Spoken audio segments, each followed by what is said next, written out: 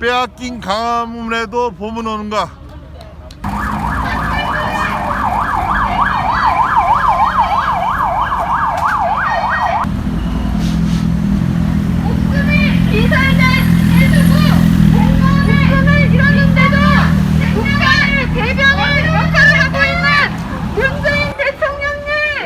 과연 대한민국의 국가가 있기나 했던 것이냐 그런 얘기를 합니다. 미국에서는 전쟁에서 죽은 사람들을 뼈를 찾아 거꾸로 데려가는데 대한민국은 북한에 잡혀가 있는 사람, 6.25때 실종된 사람, 그런 사람들을 찾는 것커녕 현재 갇혀있는 사람도 데리고 오려고 노력하지 않고 있으니까 국가가 할 수 있는 최소한의 역할을 안 하고 있는 것입니다. 누가 그러더라고요. 지금 오히려 북한이 어렵고 입장이 어떤 식량이라든가 그런 걸 요구할 때 우리가 북한에 있는 사람을 구해와야 된다 이렇게 얘기합니다. 미국 사람들은 구해오고 트럼프 대통령이 또 공항까지 나가서 환영하고 그런데 대한민국은 뭡니까? 심지어 연평도에서 피살된 공무원을 보면 마음이 슬픕니다. 진짜 슬픕니다. 어느 나라에서는 시리아인가요? 대통령이 자기가 비행기를 직접 몰아서 갔다가 몰아서 구해오고 폭격을 하고 했다고요. 대한민국은 뭐하는 나라인지 참 한심합니다. 피살 공무원이 혹시 빚을 져갖고 월북했다 그래도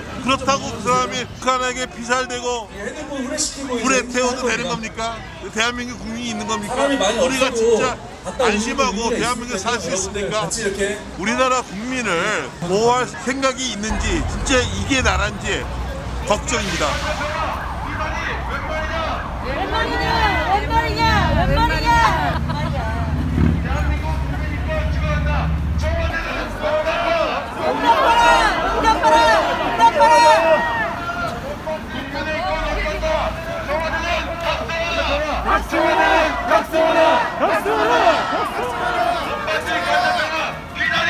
대한민국 국민 인권 추구한다. 청와대는 응답하라. 응답하라!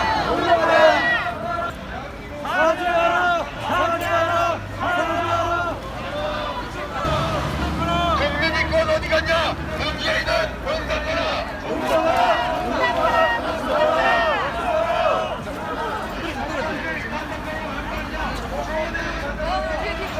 He has met with Kim several times, and this needed to happen. The future will determine the outcome. 민주주의를 영위하고 국민의 권리를 지키려면 문재인 대통령은 정의와 해결책을 찾기 위해 무조건 함께 일해야 합니다. 그 미국에서 오셨다고 아까 저 이 교수 그러시는데 예. 그 지금 대미 관계 또 좀 느낀 점 있으시면 말씀해 주세요. 미국에 살던 거는 만 34년, 그 35년째 살다가 한국을 들렸다가 지금 이렇게 한미 관계라는 거는 정말 우리나라가 건국 때부터 지금까지 그 한미 동맹이라는 게 있어가지고 우리 국민의 노력도 있었지만 미국이라는 그 우방에 큰 도움이 있어서 이 나라가 있는 겁니다.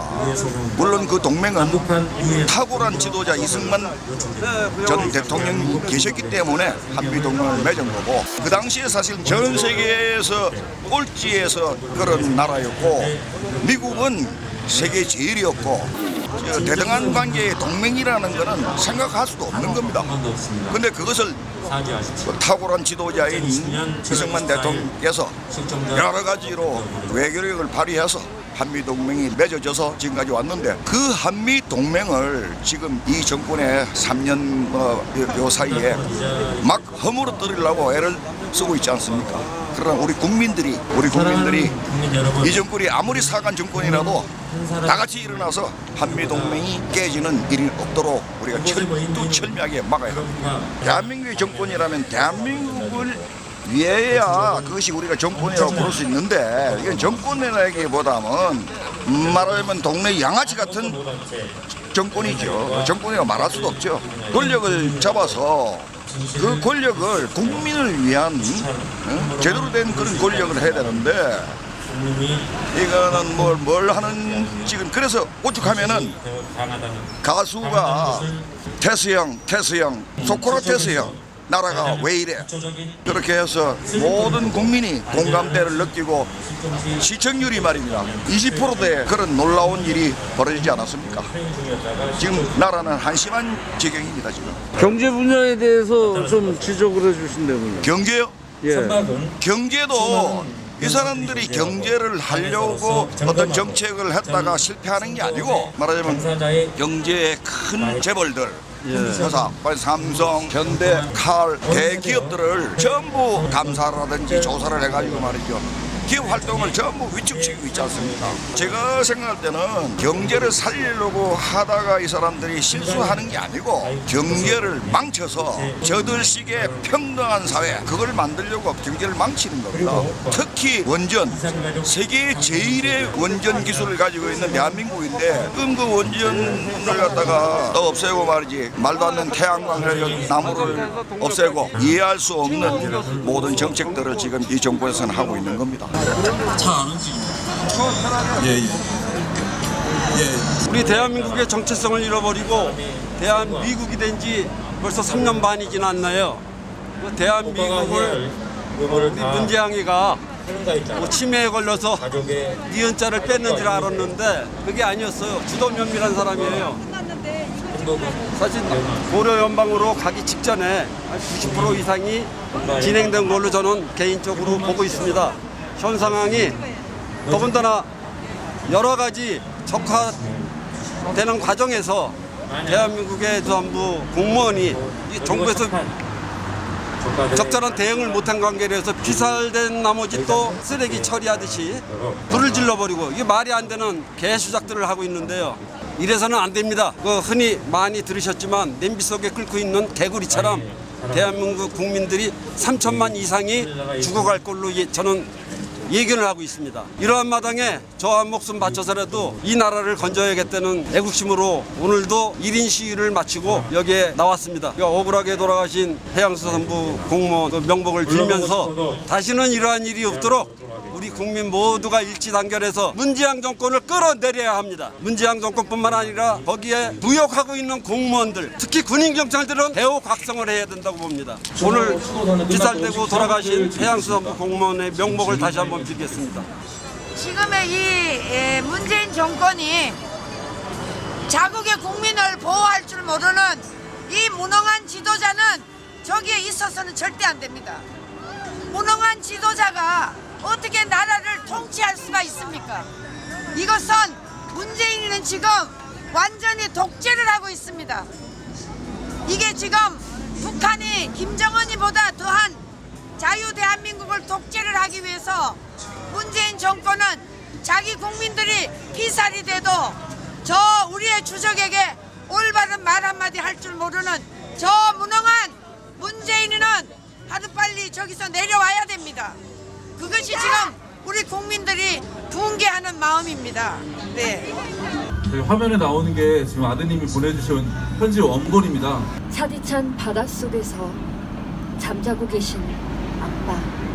공부 잘 되냐고 물어보시던 아빠 전화가 마지막이 될 줄은 꿈에도 상상해 본 적 없는데 아빠가 우리 곁을 떠난 지도 벌써 한 달이 넘었어요. 한 달이라는 시간이 엄마와 저에게는 얼마나 끔찍한 시간이었는지 아빠는 그곳에서 다 보고 계실 테니 아시겠죠? 얼마나 마음 아파하고 계실지 내가 아는 아빠는 지금 이 상황을 보고 계신다면 눈도 감지 못하고 우리 곁을 떠나지도 못하고 계실 거라 생각되네요. 20년을 함께 해온 엄마뿐이며 엄마와 제 마음속에 자리 잡은 아빠는 그저 그리움입니다.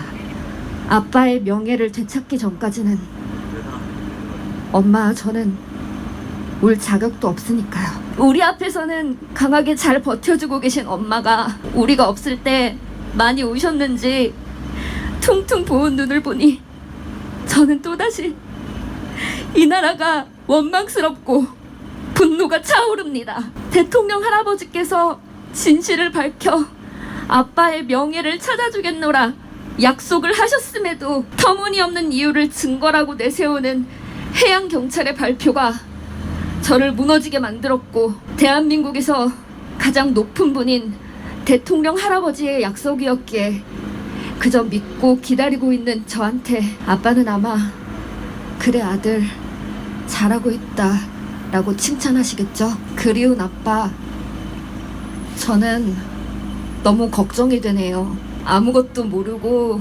천진난만하게 아빠 오면 줄 거라고 편지를 쓰고 아빠 얼굴을 그리고 있는 동생을 볼 때마다 나중에 저 아이에게 아빠가 살해당했다는 얘기를 어떻게 해야 할지, 시신조차 찾지 못해 아빠가 그리울 때 찾아갈 곳이 없다는 현실을 어떻게 얘기할 수 있을지. 엄마는 아빠가 차디찬 바닷속에서 우리가 빨리 찾아주기를 기다리고 있다 생각하면 잠을 잘 수가 없다고 하세요. 자신의 잘못을 인정하지 않고 살아남기 위해 남을 짓밟는 행동을 서슴지 않는 것인지, 그리고 내가 살기 위해 힘없는 사람의 목숨 하나쯤 가볍게 생각하는 사람들을 어떻게 벌 줄 수 있을까 생각하는 게 묵묵히 싸우고 계신 큰아빠한테 큰 힘이 되어드리지는 못하지만 그 무엇도 진실을 이길 수 없다는 진리를 믿고 싶습니다.